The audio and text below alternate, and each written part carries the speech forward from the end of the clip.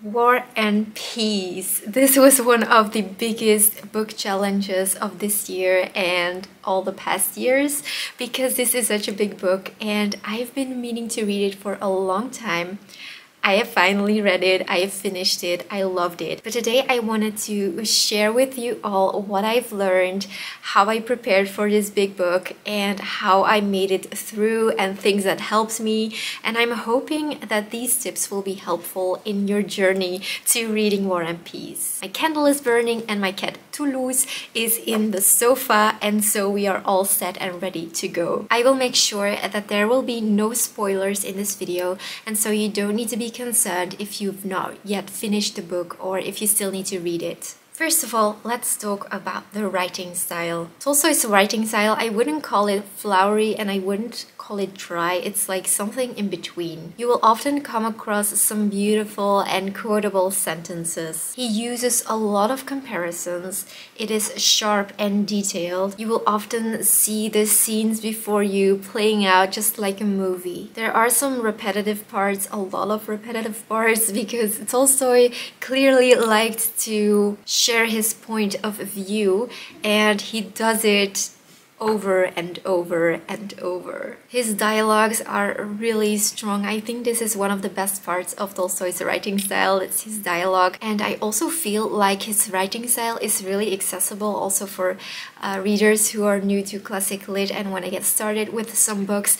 The only thing that isn't really accessible with his books is how big they are. They are really intimidating to start, and I do understand that it's not beginner material, but as for his writing style, super accessible. Just like in Anna Karenina, he uses a lot of French. Well, the characters speak a lot of French. In fact, 2% of the novel is French. Now, in my edition, the French wasn't translated, which wasn't a problem for me because French is my second language and I could easily understand what they were saying. So if you find this important to understand the French in the novel, but you don't speak French, then you might want to look for an edition that has footnotes where the French got translated. I actually do not know if there are editions out there who got the French translated, but I think there are some editions who have the French translated in the footnotes. Something interesting that I found is that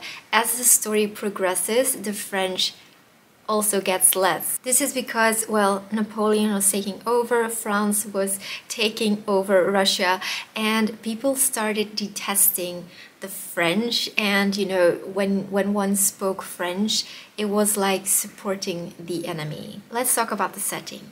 The novel takes place between 1805 and 1820, and we get scenes on the battlefield, and we get scenes in different houses of different families. As for the genre of the book, I would place it into the historical fiction and realism category. Tolstoy uses real historical figures and mixes it with his own invented fictional characters. We have a lot of external conflicts like the war going on, but we also have a lot of internal conflicts, relationships, hearts are getting broken, matches are getting formed. And if you liked reading Anna Karenina, then you're definitely going to enjoy War and Peace. Oh my god, I almost forgot the title of the novel that I'm making a video about. That's so bad.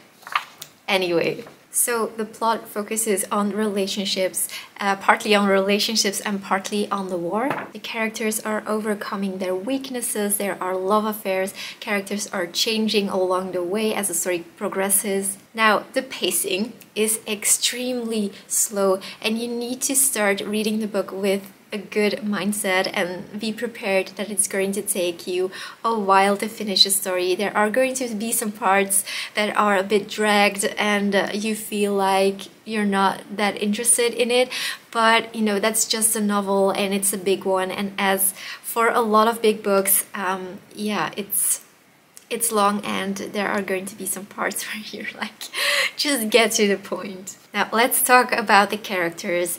The characters, they change a lot from the beginning of the novel to the end of the novel. They are a completely different person, and I think that's just amazing to see the progress. I was one time really starting to track one character's progress, and when he started changing his point of views and when he started changing the way he was thinking about certain things, I started tracking that because it was so interesting to see the characters who were quite unlikable actually at the beginning and then slowly transforming into the person they were meant to become. I've never known a novel with so many characters. I don't dare to say how many names get thrown at you, but it's a lot. I started tracking the characters that got mentioned a lot, and so I started to realize which characters were the main characters, because it was, in the beginning, it was really hard to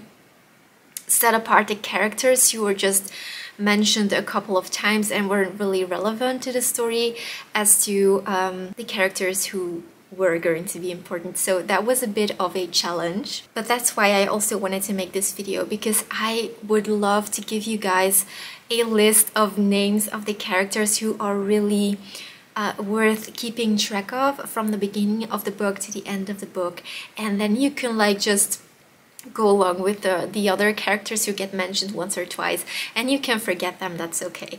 But you need to know which characters are the main characters, and this is going to make it so much easier for you to follow along. I must admit that I didn't always enjoy the war parts, because the story changes between parts at the battlefield and parts in family life and the houses of the families. And so I was so interested in the drama and the intrigue going on. It's like a soap opera with, you know, different episodes, and every episode something different happens, and there's a lot of drama, and I love drama. So I was always looking forward to going back to that drama and to the relationship and to everything that was happening between these families and the couples that were forming and the matches that were made. But then we got, you know, I personally got a little bit pulled out from the story because it was always changing scenery, and we get pulled out of the story to take a look what was going on the battlefield. There are a lot of historical figures there. We also, very interesting, we also get a point of view from Napoleon and letters that he was writing to other important people, and I found that really interesting to read. I loved it. But if I'm perfectly being honest, then I oftentimes felt like just skipping the war parts, which I didn't, but I wanted to. I also must say that a lot of those war parts were going over my head. Before I started reading War and Peace, I decided to watch a documentary about the history and the war of Napoleon and France against Russia, and I was hoping that in this way I got a little bit of background information, because I didn't really know a lot about the battles that were taking place in that time period, and I thought this is going to be helpful. I'm going to watch the documentary. It was super interesting. I just googled one on YouTube and I watched that. I think it was an hour or an hour and a half. Very interesting, but I don't know if it really helped me to understand the novel better. Of course, I would recommend you to look into like the time period and the battles that happened in that time period, because it can really be helpful, but I don't know if it really helped me. Now, by the end of the novel, I really feel like all these characters became my friends and I got to know them so well. Of course, it took me a while to finish, but I have such good, fond memories of my reading experience and my reading time with the book, and I think that is something that I will always treasure in my heart, to look back at the time that I read War and Peace. I also set up a reading club to, you know, gather a group of people who wanted to read the book, and there were some people who dropped out in the beginning, and someone also mentioned, like, I cannot see what this book is about. Now, if someone would ask me, what is War and Peace about? I would answer, it's about history, and it's about relationships and broken hearts and love and loss. War and Peace is about real life and about everyday struggles and about struggling with war. I've also been listening to some Russian classical music because I'm on the train often, and when there's noise around I cannot really focus, especially when people are talking. I always somehow listen to their conversations and I hate it. And so I put on my noise cancelling headphones and I listened to some music to get into the vibe, and I must say it really improved my reading experience. I cannot recommend you enough to try and listen to some classical music while reading this book, and also to include some Russian classical composers. It adds to the experience. Alright, so let's talk about the biggest challenges of War and Peace. First of all, the history part. So you can read into the time period to prepare yourself for what is coming. The second big challenge is all the characters. There are so many characters, and that is why I will be sharing a list with the most important characters. And then finally, the third challenge is the length of the novel. Now, there are a lot of different editions available of War and Peace, and I would suggest, before you impulse buy because you want to get to reading this novel as soon as possible, really think about which edition suits you best. I got myself an edition of Wordsworth Classics, and it was an impulse buy because I wanted to read a novel and I loved the cover. I saw it secondhand and I bought it. But then it arrived at home. I opened my box and I saw that the letters, the font was too tiny, and I wasn't up to spending 2 or 3 months reading this novel in such a tiny font. So I decided that I didn't want to read this one. Of course, it's very lightweight and it was great to take with me, but I didn't want to read this tiny font. So I ordered another copy, and this time I tried my best to find the best copy that I could get for me.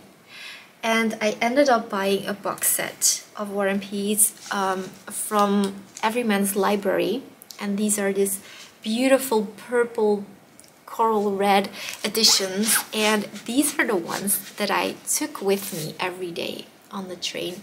And it's divided into 3 separate volumes, and this was just what I needed because I could take one hardcover book with me every day and just read it and then go on to the next, and it felt really good to finish one. So I also got this satisfying feeling of finishing a novel, while in fact it was just a part of the novel.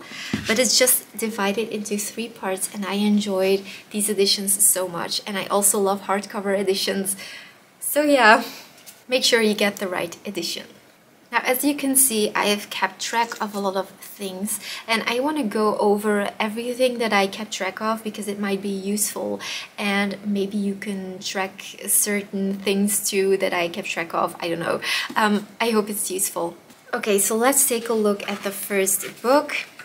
I kept track of funny things, love, history, references, and by this I mean references to other authors or music, or names that are important.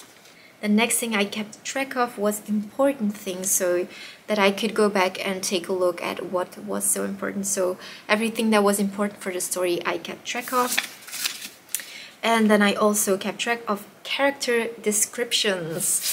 And I also had a separate notebook that I kept with me while reading. So I always had it with me, and I would write the names of the characters and then write down what they looked like. It was just a little something to help my memory to separate the characters from each other. I also marked this list at the beginning of the book, and there I didn't know this because I was looking for a character's name and there was a spoiler in there, like this person marries this person, and I didn't know that there were going to be spoilers in the principal characters list. I didn't want to know who was going to marry who, so I was a bit disappointed to see that I already knew.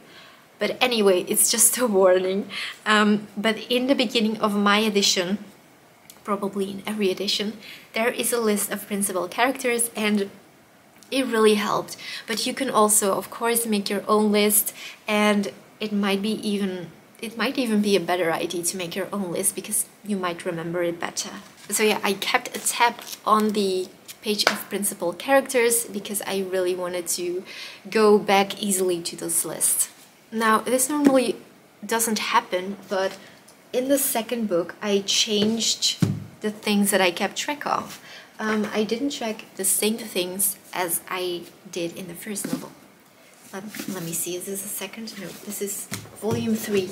We need volume 2. And here I kept track of change in Andrew, because Prince Andrew is one of the main characters, a very important character, and I kept track of his change. I kept track of things I loved, of important things, funny things, emotional moments, which is my favorite, quotes, and Rostov, because he's also a principal character, and in this book I wanted to keep track of him more because only then I realized that he was super important, which I wanted to know at the beginning of the book, but I'm telling you guys, Rostov is important.